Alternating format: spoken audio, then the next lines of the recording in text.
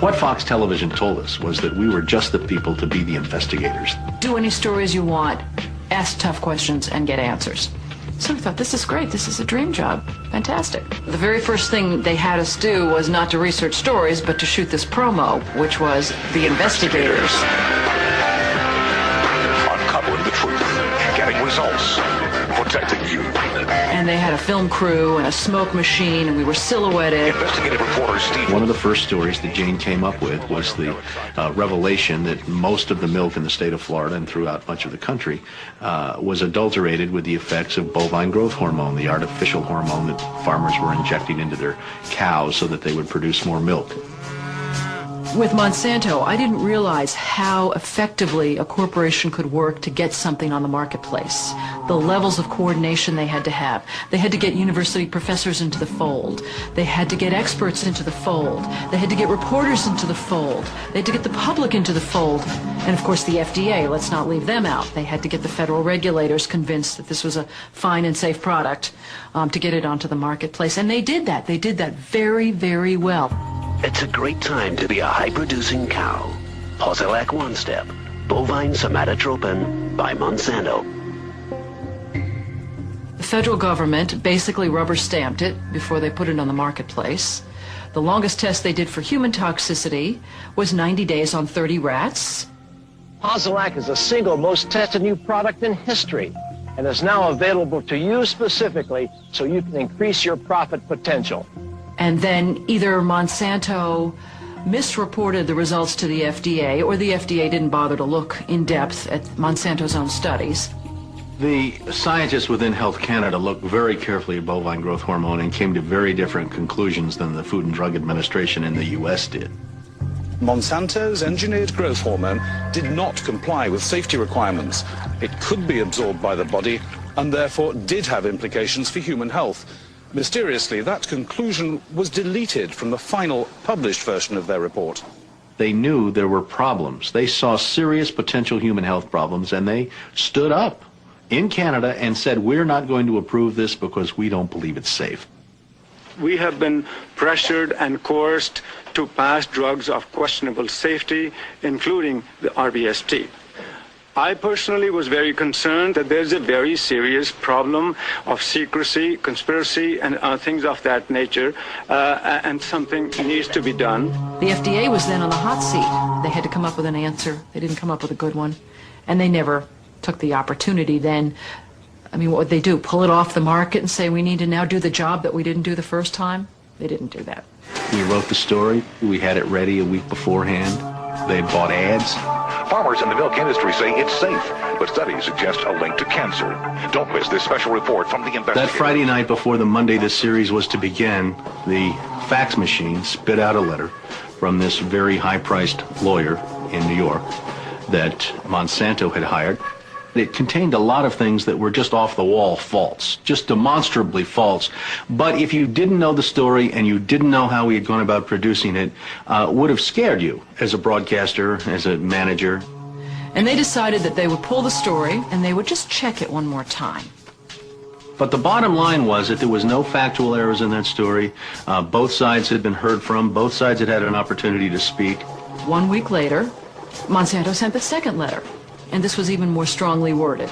And it said there will be dire consequences for Fox News if the story airs in Florida. And this time they freaked. They were afraid of being sued, and they were also afraid of losing advertising dollars at all of the stations owned by Rupert Murdoch. And he owned more television stations than any other group in America. That's 22 television stations. That's a lot of advertising dollars for Roundup, aspartame, NutraSweet, and other products. So we got into a battle, and the first deal was the new general manager. And his name's Dave, and Dave is a salesman, and you know, he'd pump your hand. How you doing? How you doing? Called us upstairs to his office, and he said, what would you say if I killed this piece? What if it never ran? And we said, well, you know, we wouldn't be very happy about that. And he said, well, I could kill it, you know. And we said, yes, of course, you're the manager. You could kill it. It would never air. And he's hemming and he's hawing and he's back and he's forth. And we couldn't figure out, what is this all about? And finally he blurted out, look, would you tell anybody? You know, I said, I'm not going to lie for you. About a week later, calls us back to the office and says, okay, we'd like you to make these changes. In fact, you will make these changes. We said, well, look, let us show you the research that we have that shows that this information you want us to broadcast isn't true. To which he replies, I don't care about that. I said, pardon me? And he said, that's what I have lawyers for. Just write it the way the lawyers want it written. I said, you know, this is news. This is important. This is stuff people need to know. And I'll never forget, he didn't pause a beat, and he said, we just paid $3 billion for these television stations. We'll tell you what the news is. The news is what we say it is. I said, I'm not doing that.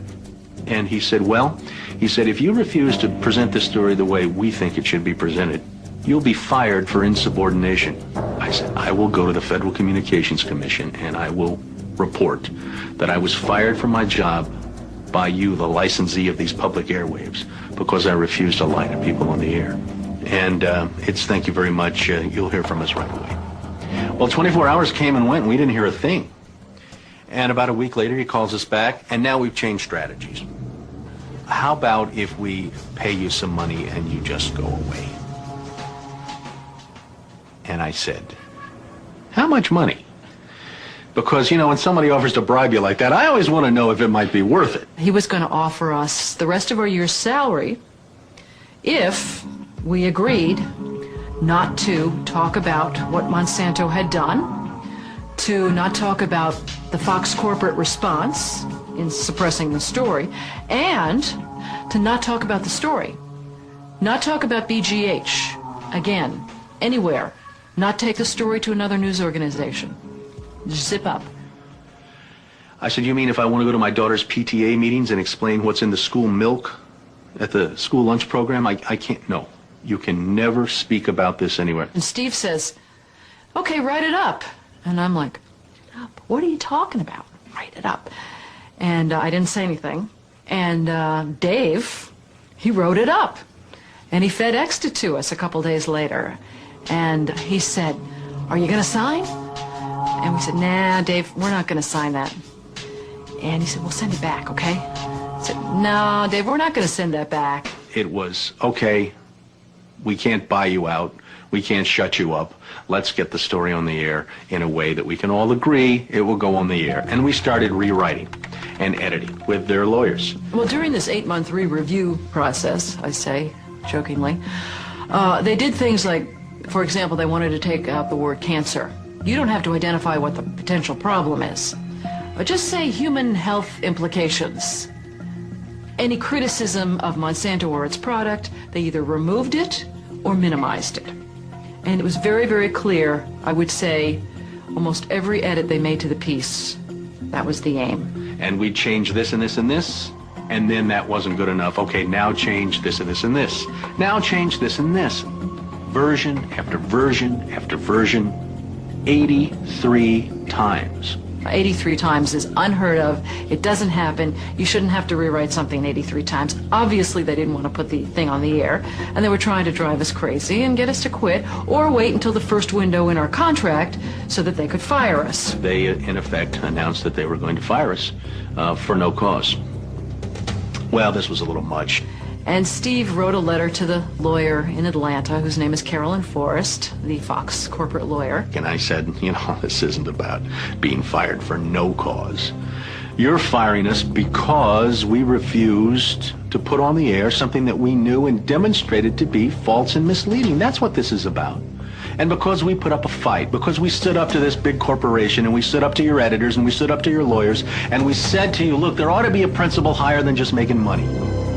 And she wrote a letter back and said, you are right. That's exactly what it was. You stood up to us on this story, and that's why we're letting you go. Jane sued Fox under Florida's whistleblower statute, which protects those who try to prevent others from breaking the law. But her appeal court judges found that falsifying news isn't actually against the law. Florida's appellate court has ruled in favor of Fox 13. You may recall that Jane Acree, a former reporter here, sued Fox 13 in a whistleblower lawsuit, claiming she was fired for refusing to distort her report. The appeals court today threw that case out, saying Ms. Acree had no whistleblower claim against the station based on news distortion. Fox 13 Vice President and General Manager Bob Linger says the station has been completely vindicated by the